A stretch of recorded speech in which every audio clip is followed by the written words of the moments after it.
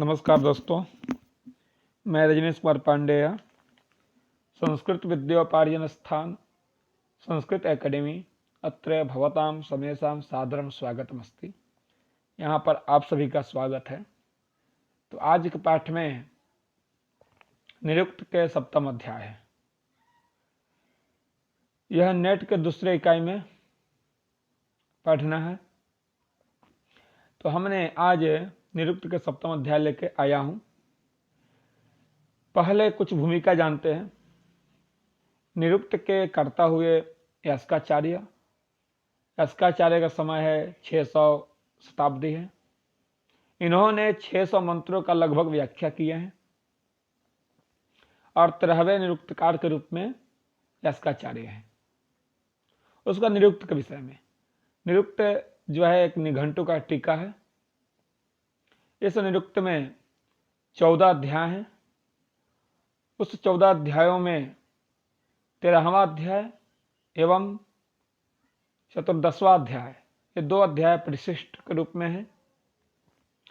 तो हम सभी को दैवत कांड पढ़ना है, यानी सप्तम अध्याय को अध्ययन करना है। तो हम सीधा अन्य बात न करते हुए सप्तम अध्याय का अध्ययन अभी करेंगे। हम सभी जानते हैं कि सप्तम अध्याय यानी दैवत कांड, इससे पहले 2 कांडों का निरूपण हो चुका है, नैघंटु कांड, नैगम कांड। 7वें अध्याय से लेकर 14 अध्याय तक दैवत कांड चलता है। तो प्रारंभ करते हैं। अथातो दैवतम, अथातो दैवतम। यहां अथ शब्द जो है, अथ शब्द का मतलब है कि नैघंटु कांड, नैगम कांड के निरूपण के अनंतर अतः यहां से दैवत कांड प्रारंभ होता है। ठीक। उसके बाद तद्यानि नामानि प्राधान्य स्तुतीनाम देवतानाम तद्दैवतम इत्याचक्षते। तत् तो क्या प्रधान्य रूप से स्तुति किए गए, यानी प्रधान रूप में जिसकी स्तुति किए गए। किनकी स्तुति किए गए? देवता नाम, देवताओं की स्तुति किए गए। यानी नामानी, जो नाम आया हुआ है, तद्दैवतम इत्याचक्षते, वह दैवत कांड कहलाता है, ऐसा आचार्य लोग कहते हैं। यानी जो प्रधान्य रूप से जिसकी स्तुति की गई है, उन देवताओं का जो नाम आया हुआ है, विशेष करके उन देवताओं का निरूपण करना दैवत कांड कहलाता है। इति आचक्षते, ऐसा आचार्य लोग कहते हैं। ठीक। उसके बाद शैषा देवतोपरीक्षा, सा ऐसा देवतोपरीक्षा। इसमें विषय बतलाते हैं कि विषय क्या है दैवत कांड का। सा ऐसा देवतोपरीक्षा, अर्थात इस अध्याय में, इस दैवत कांड में देवताओं की पर्यालोचना होगी, यानी देवताओं की परीक्षा की जाएगी कि किस देवता के लिए कौन सा मंत्र होगा। यत् काम ऋषिर यस्याम देवतायाम आर्थपत्यन इच्छन स्तुतिम प्रयुङ्क्ते तद्दैवतः स मंत्रो भवति। जिसकी कामना करता हुआ ऋषि जिस देवता के प्रति अर्थत्व प्राप्ति के कामना करता हुआ इच्छन स्तुतिम प्रयुङ्क्ते, स्तुति करता है, तद्दैवतः, उस देवता के लिए सह मंत्र होता, वह मंत्र हो जाता है। यानी कोई काम्य कर्म लेते हुए कोई भी ऋषि जिस देवता को स्तुति करता है कामना पूर्ति के लिए, अर्थत्व प्राप्ति के लिए, वह मंत्र उस देवता के लिए हो जाता है।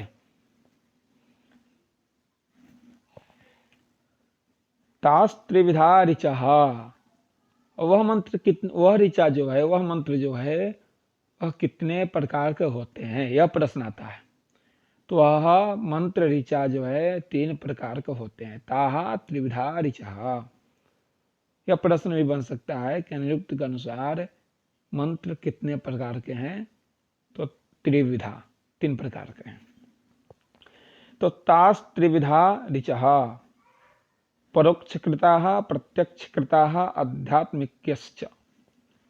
वह मंत्र जो है ऋचा है परोक्षकृत है, कुछ ऋचा जो है प्रत्यक्षकृत है, और कुछ ऋचा जो है आध्यात्मिक है। अब कौन सा परोक्ष है, कौन सा प्रत्यक्ष है, कौन सा आध्यात्मिक है, अब इसका क्रमशः जान लेंगे। जैसे सर्वप्रथम परोक्षकृत ऋचा का उल्लेख किए हैं यास्काचार्य ने। तत्र परोक्षकृता सर्वाभिर्नाम विभक्तिभिर्युज्यन्ते प्रथम पुरुषैः चाख्यातस्य। तत्र यानी उन ऋचाओं में, कौन कौन से ऋचाओं में? परोक्षकृत ऋचाओं में, प्रत्यक्षकृत ऋचाओं में, आध्यात्मिकृत ऋचाओं में जो परोक्षकृत ऋचा है वह ऋचा कैसे? सर्वाभि नाम विभक्ति भी, सभी विभक्तियों के साथ युज्यन्ते प्रयोग होते हैं। जो परोक्षकृत ऋचा है वह परोक्षकृत ऋचा सभी विभक्तियों के साथ प्रयोग होते हैं। और क्या? तो प्रथम पुरुष ही च अख्यातस्य, अख्यातस्य यानी क्रियापद धातु, अख्यात माने धातु या क्रियापद। तो प्रथम पुरुष में ही प्रयोग होता है प्रत्यक्षकृत मंत्र। जो प्रत्यक्षकृत मंत्र हैं, ऋचा हैं, वह प्रथम पुरुष में प्रयोग होंगे और सभी विभक्तियों के साथ प्रयोग होंगे। अब प्रथम पुरुष यानी संस्कृत में 3 पुरुष होते हैं, प्रथम पुरुष, मध्यम पुरुष, उत्तम पुरुष। तो परोक्षकृत जो मंत्र है वह प्रथम पुरुष में ही प्रयोग होगा और सर्वाभिर नाम विभक्ति भी सभी विभक्तियों के साथ प्रयोग होगा। आगे उदाहरण भी देते हैं जो इस प्रकार है।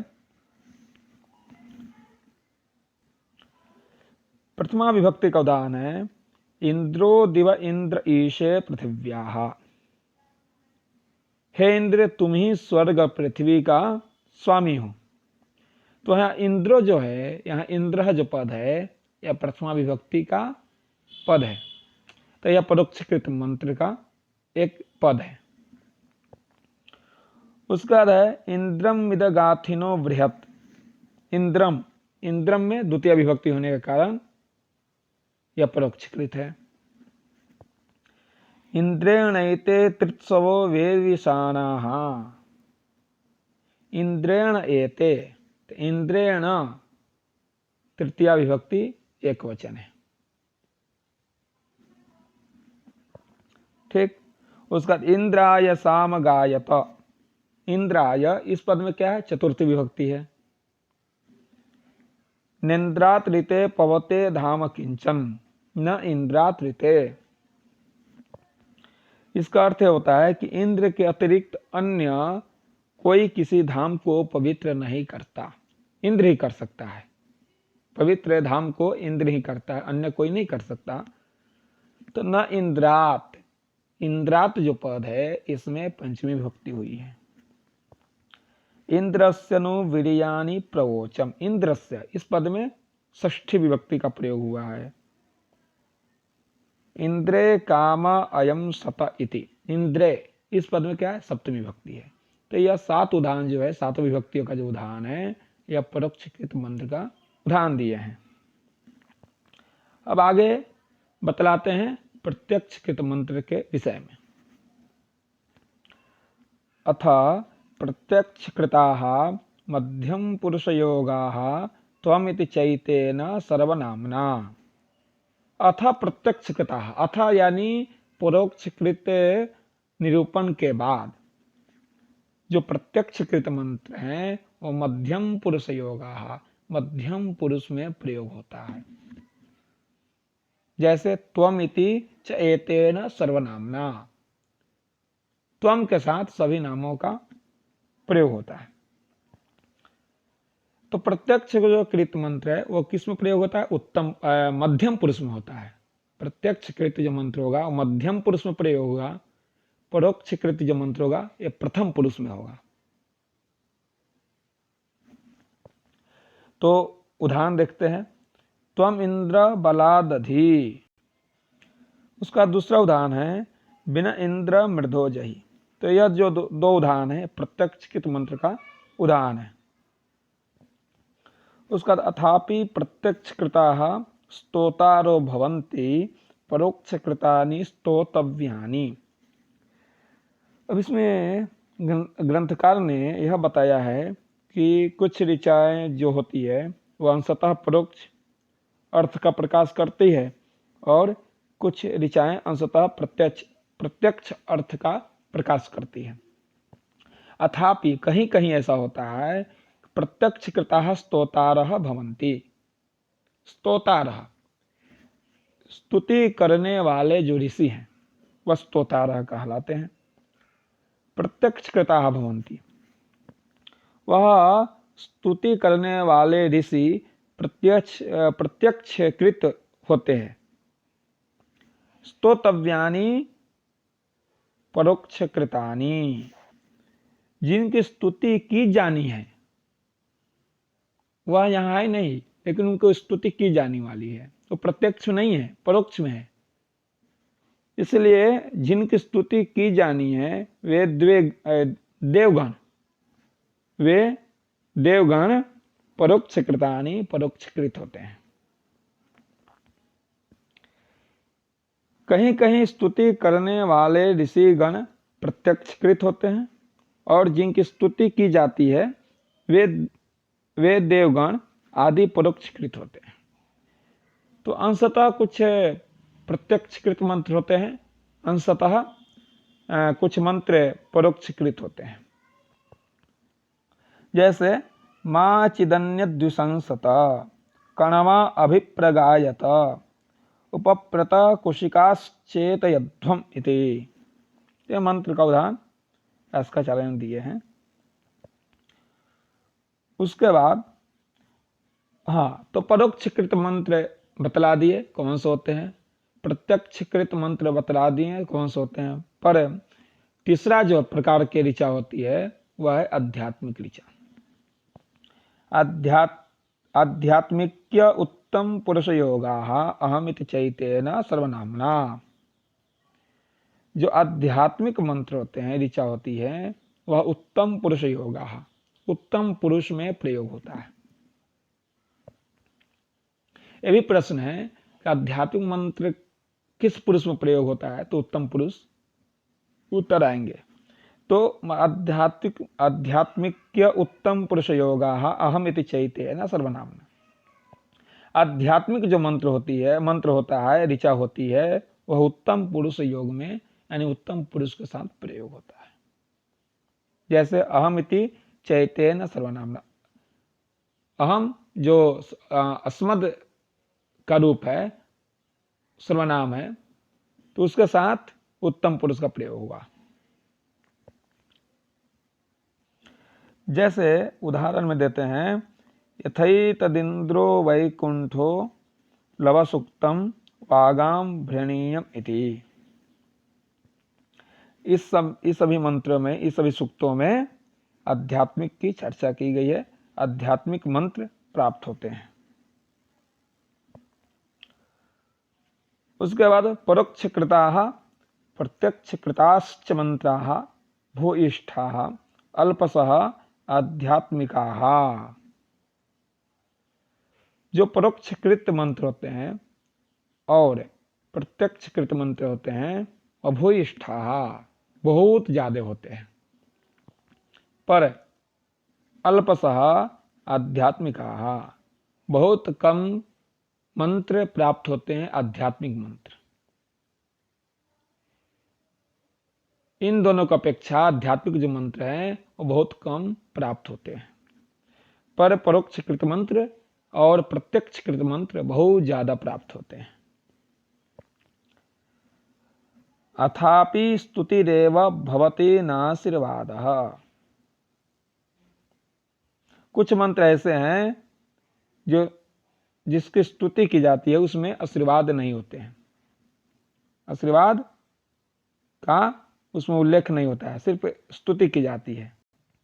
अब जैसे इंद्रस्य नु वीर्याणि प्रवोचम इति एतस्मिन् सूक्ते, यथा एतस्मिन् सूक्ते,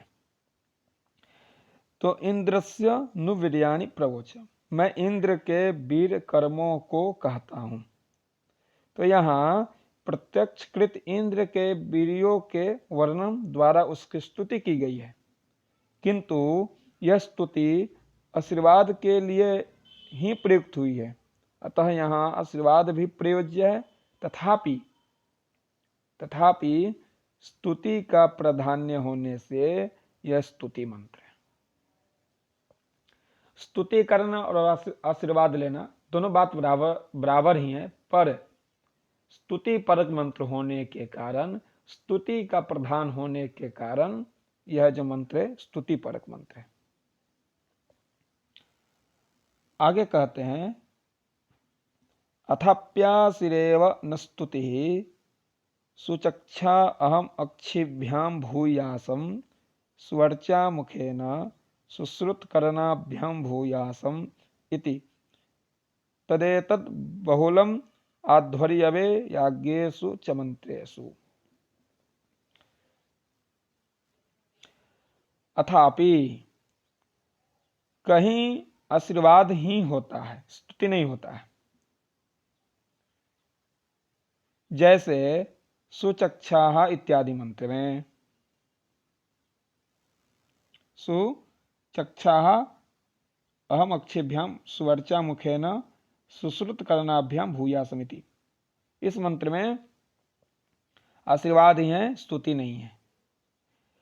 इसका अर्थ यह है कि मैं आंखों से अच्छी तरह देखने वाला हूं, मुख से तेजस्वी और कानों से अच्छी प्रकार सुनने वाला हूं। यह आशीर्वाद यजुर्वेद में तथा यज्ञ प्रधान मंत्रों में अधिकतर है। आशीर्वादात्मक जो मंत्र है यजुर्वेद में यज्ञ प्रधान मंत्रों में अधिकतर मंत्र हैं।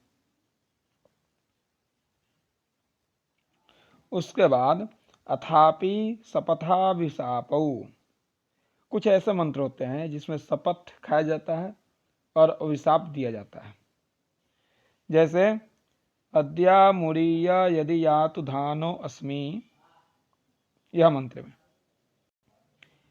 इस मंत्र में यह बतलाया है कि यदि मैं यातुधान हूं तो आज ही मर जाऊं, अर्थात मुझे यातुधान होने की अपेक्षा मरना पसंद है।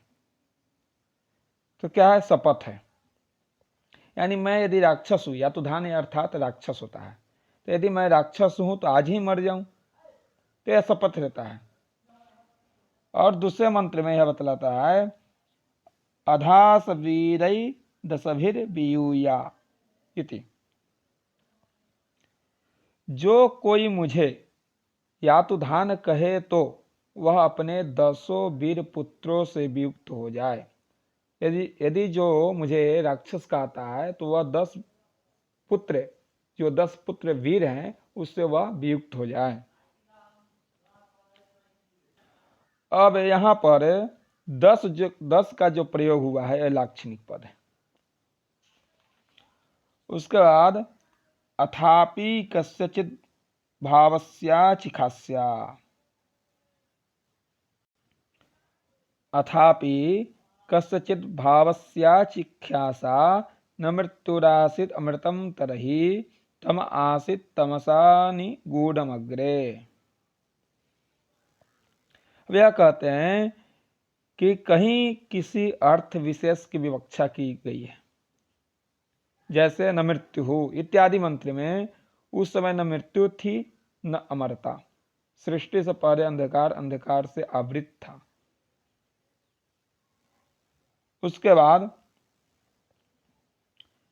अथापि परिवेदना कस्माचित् भावात् सुदेवो अद्य प्रपते दनावृत नवी जानामि यदि वेदम अस्मि।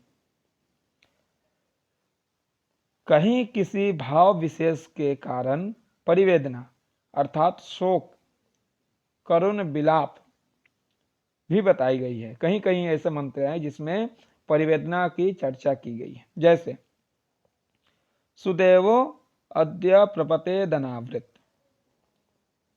इस मंत्र में वह शोभन देव यानी सौभाग्यशाली देव होगा जो आज यहां से ऐसा गिरे कि फिर कभी संसार में लौट कर न आए। या न भी जानामि, इस मंत्र में मैं यह नहीं जानता कि मैं यह शरीर मात्र हूं अथवा यह परमात्मा हूं। तो इस मंत्र में परिवेदना की चर्चा की गई है। उसके बाद कुछ ऐसे मंत्र हैं जिसमें निंदा और प्रशंसा की चर्चा हुई है।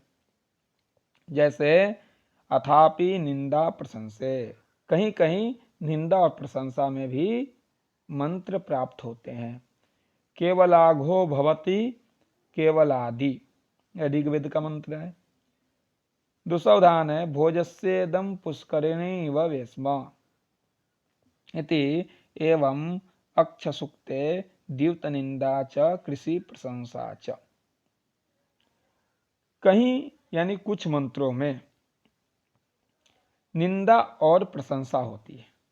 जैसे केवलाघो भवति केवलादि, इस मंत्र में केवल अपने लिए ही भोजन करने वाला व्यक्ति केवल पाप को ही प्राप्त करता है। कहने का मतलब यह है कि वह जो भोजन कर रहा है व्यक्ति, वह न किसी देव को अर्पित किया है, नहीं देवता को अर्पित किया है, वो बिना अर्पित करते हुए वह भोजन कर रहा है। भोजस्येदम पुष्करिणीव वेश्म, इस मंत्र में दानशील राजा का यह घर कमलों से प्रकाशित विमान या सरोवर की भांति है।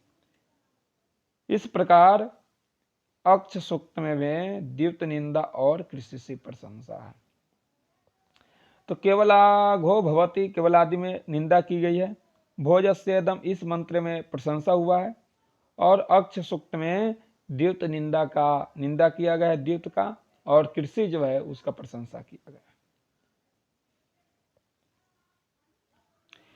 एवं उच्चावचैः अभिप्रायैः ऋषीणा मंत्र दृष्टयो भवन्ति। उच्चावचैः, इस प्रकार ऊंचे नीचे यानी उत्कृष्ट निष्कृष्ट अभिप्रायों से ऋषियों को मंत्र के दर्शन होते हैं। सभी ऋषियों में किसी ऋषि का बलोतप होता है, जो बलवान होता है, अधिक होने के कारण वो उच्च मंत्रों का दर्शन कर पाते हैं। कुछ ऐसे ऋषि हैं जिनका तपोबल नीच होता है, तो वह नीच मंत्रों का दर्शन करते हैं।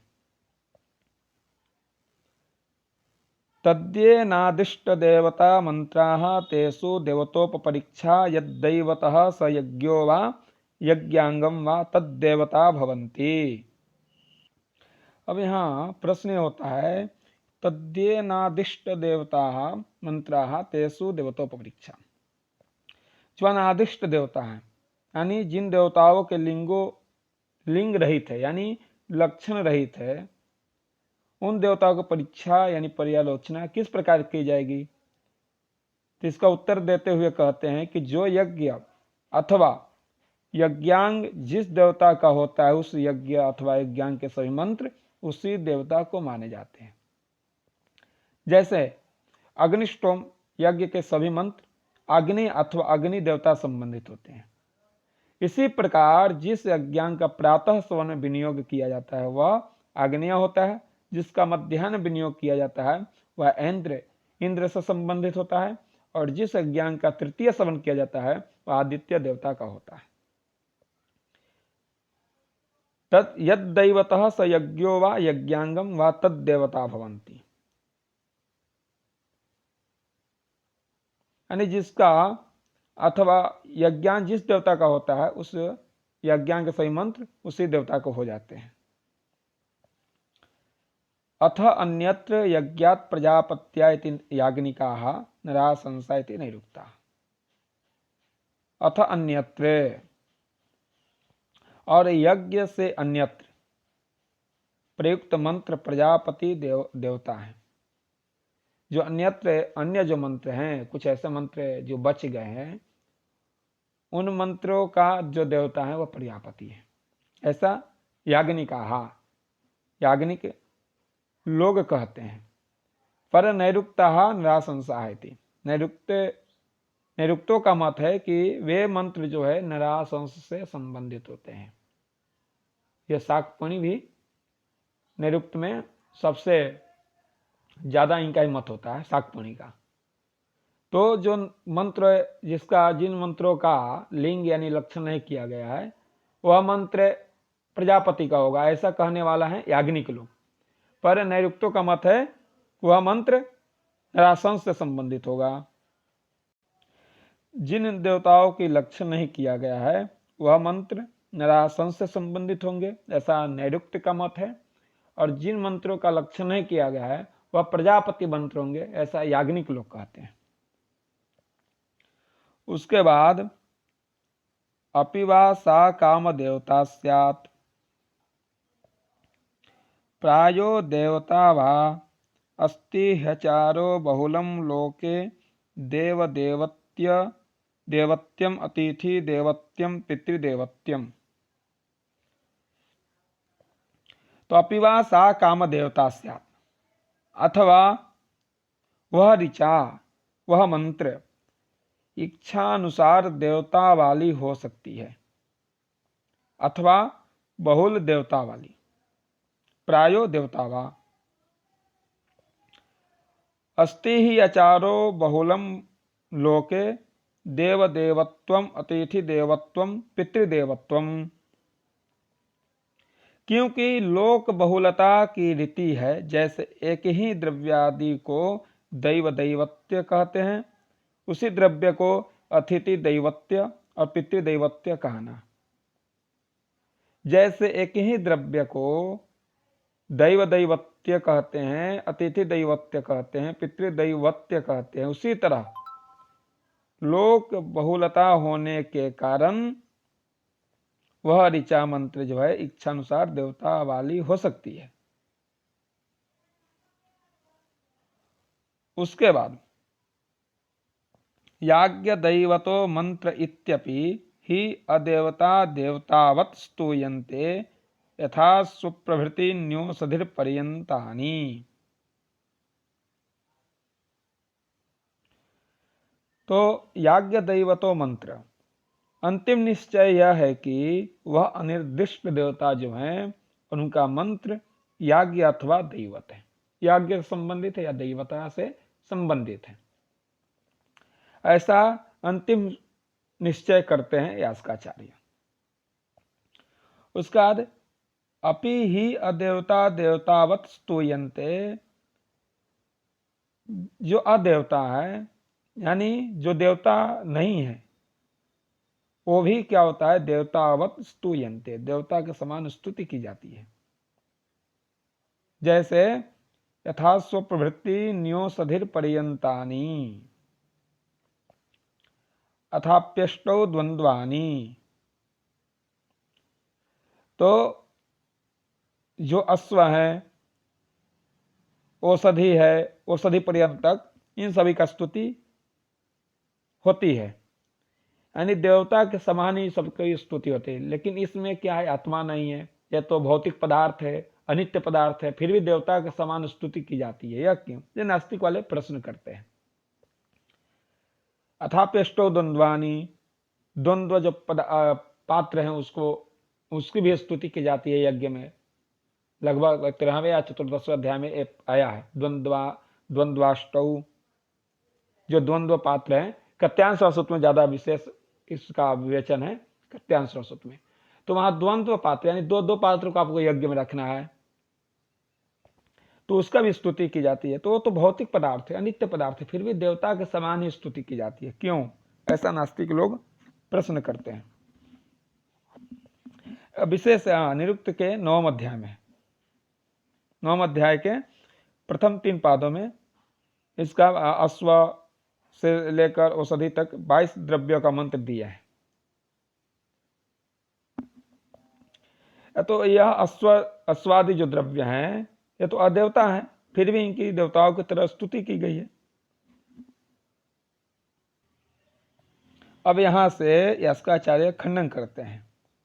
स न मन्येतागन्तु निवार्थान् देवतानां प्रत्यक्ष दृश्य एतद् भवति महाभाग्या देवताया एकात्मा बहुधा स्तूयते। मतलब वह मेधावी शिष्य देवताओं के अर्थों को संसार के नश्वर पदार्थों के समान न समझे। जो मेधावी शिष्य हैं और देवताओं के अर्थों के संसार के नश्वर पदार्थों के समान न समझे। यदि वह कहे कि प्रत्यक्ष रूप में तो ऐसा ही होता है तो यह वह उसकी भ्रांति है। देवता के महाभाग्य के कारण एक होता हुआ भी वह देवता अनेक प्रकार से स्तुति किया जाता है, जैसे एकम सद्विप्रा बहुधा वदंती। तो वह एक होते हुए भी महाभाग्या देवताया एक आत्मा बहुधा स्तूयते। महाभाग्य के कारण देवता का जो एक आत्मा होता हुआ भी बहुधा स्तूयते, बहुत प्रकार की स्तुति की जाती है। तो वह जो द्वंद्व पदार्थ है, यानी जो उलूखल मुसल की जो प्रार्थना हुई है या अश्व की प्रार्थना हुई है, औषधि की प्रार्थना हुई है, ये सब क्या है कि देवता के महाभाग्यात होने के कारण बहुधा स्तुयते, बहुत प्रकार की स्तुति की जाती है। यह शंका करना व्यर्थ है, यह भ्रांति है। ऐसा शंका नहीं करना चाहिए क्योंकि वेद वाक्य है। उसके बाद एकस्यात्मनो अन्ये देवाः प्रत्यंगानि भवन्ति अपि च सत्त्वानां प्रवृत्ति भूमभिर्ऋषयः स्तुवन्तीत्याहुः प्रकृति सार्वनाम्न्या च। तो एकस्यात्मनो अन्ये देवाः प्रत्यंगानि भवन्ति, यानी एक आत्मा के अन्य देव प्रत्यवय होते हैं तथा उस प्रकृति जो कारण भूत परमात्मा का ही महिमाओं के रूप में अश्वादि सत्वों की ऋषिगण स्तुति करते हैं, ऐसा विद्वान लोग कहते हैं। कारण भूत परमात्मा के ही अश्वादि सभी नाम होने के कारण ऋषि लोग उनकी स्तुति करते हैं, ऐसा भी विद्वानों का कथन है। तो यह जो पूर्व में जो नास्तिक मत थे उनका खंडन कर दिए यहाँ तक कि जो वह देवता हैं वह देवता महाभाग्यात बहुधा स्तुयन्ते, और महाभाग्य होने के कारण, ज्यादा तपोबल होने के कारण वह देवता का बहुत सारे प्रकार की स्तुति की जाती है, इसलिए वह शंका बेकार है, व्यर्थ है।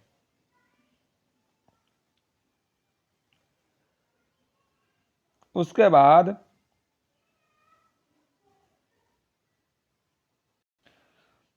अब इतरेतर जन्मानो भवन्ति इतरेतर प्रकृतयः कर्म जन्मानः आत्मजन्मानः। देवता एक दूसरे को जन्म देने वाले होते हैं, एक दूसरे के कारण होते हैं। लोक के कर्म फल की सिद्धि के लिए जन्म लेते हैं और अपने आप जन्म लेते हैं।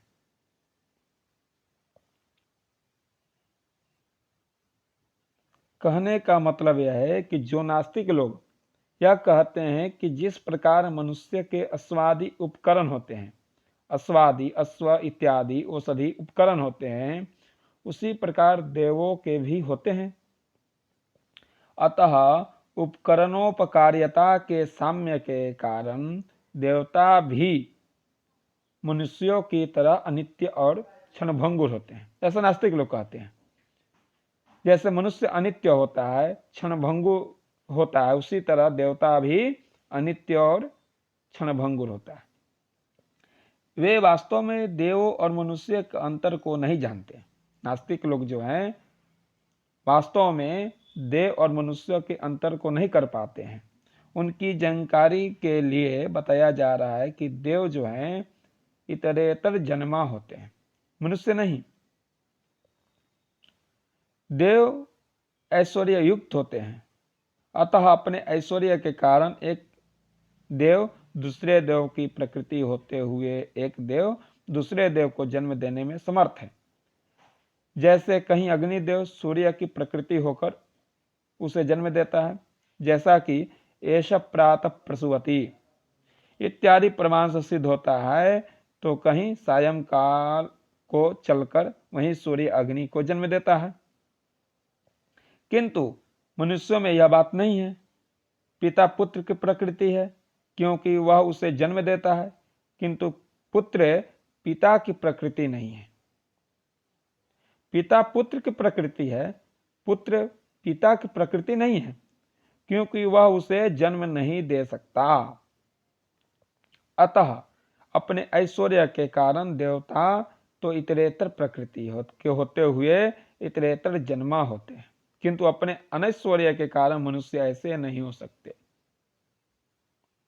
यह बतला गया इसमें। उसका आत्मैवैषां रथो भवति, आत्मैवैषां रथो भवति, आत्मा स्वः